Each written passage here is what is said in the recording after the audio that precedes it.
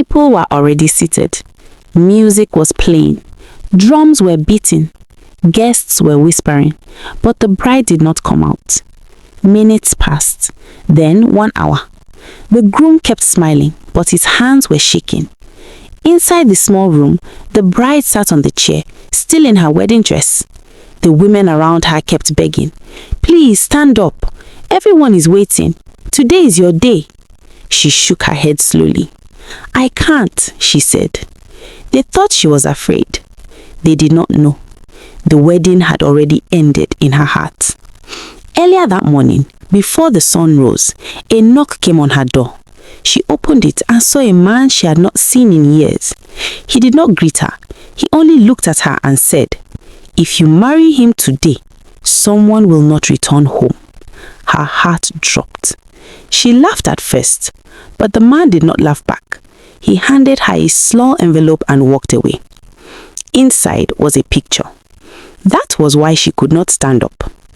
Outside, the groom's smile slowly faded. The elders began to murmur. Then the bride finally spoke loudly enough for everyone to hear. "This wedding cannot continue." The music stopped. The village went silent, and then she said the words that broke everything. "He is not who you think he is." "What do you mean?" he asked.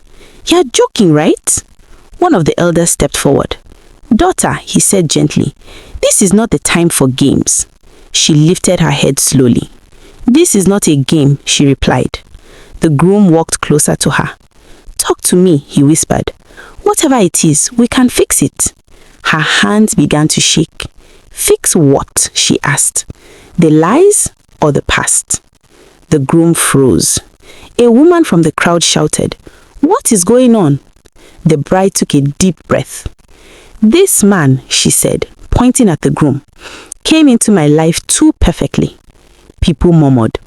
He had no family, no clear past, no one who truly knew him. "So because I'm an orphan, I'm now a criminal," he said. "This morning," she continued, "someone came to my door." The groom's jaw tightened. He said if I marry today, someone will not return home. Gasps filled the air. The groom raised his voice. "Who said that? Where is he?" She shook her head. "He left before I could ask." An elder asked, "Did he give you proof?" She paused. Then she said softly, "He gave me something only one person here would recognize." Her eyes met the groom's. He swallowed hard, and for the first time, he looked afraid. The bride pulled out a small object and held it up. It was a key, old, rusty, heavy. The elders stared at it. Some of the women began whispering. The groom's eyes widened. "Where did you get that?" he asked quickly. The bride swallowed. "The man who came this morning gave it to me," she said. "He told me to ask you one question." The groom forced a smile. "What question?" he said. Her voice was calm now, too calm. "Where does this key lead?" Silence. The groom laughed, but his laugh sounded empty. "I don't know," he said. "Maybe he's trying to scare you." The bride nodded slowly. "That's what I thought," she said, until I noticed something. She looked at the crowd. "Has anyone here ever been to the old building near the river?" The murmuring stopped. Everyone knew that place. It had been locked for years. No owner, no reason to go there. The groom shouted suddenly, "Enough!" People jumped. "This wedding is turning into nonsense," he said. "She's confused. She's scared. Let's take her inside." He reached for her hand. She pulled away sharply. "You know that building," she said quietly. "You know what's inside." The groom's face changed. An elder stepped forward. "Son," he said slowly, "answer her." The groom looked around. "If I answer," he said, "will you still marry me?" The bride stared at him and whispered, "That depends on who you really are." Far away, thunder rumbled. The sky darkened, and someone in the crowd suddenly screamed because the door of the old building by the river had just opened by itself. From where they stood, they could see it clearly. The old building's door was open, wide open. The groom slowly lowered his hand. His smile disappeared.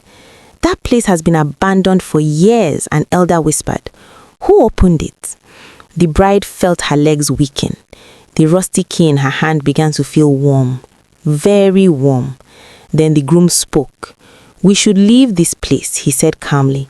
"This is not safe." His voice was steady now, too steady. "No," the bride replied. She surprised herself. "If we leave, we may never know." The groom turned to her sharply. "You don't want to know," he said. That was when the elders decided. 3 men stepped forward. "We will go," one said, "together." They walked slowly toward the river. The crowd followed at a distance. When they reached the building, the smell hit them. The groom stayed outside. "I'll wait here," he said. The bride noticed it. He did not want to go in.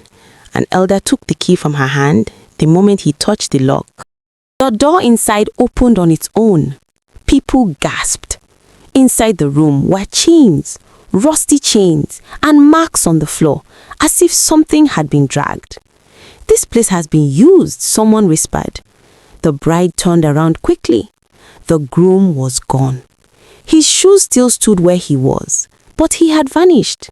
And in the silence that followed, the bride finally understood. The wedding didn't stop her from marrying him. It stopped her from disappearing.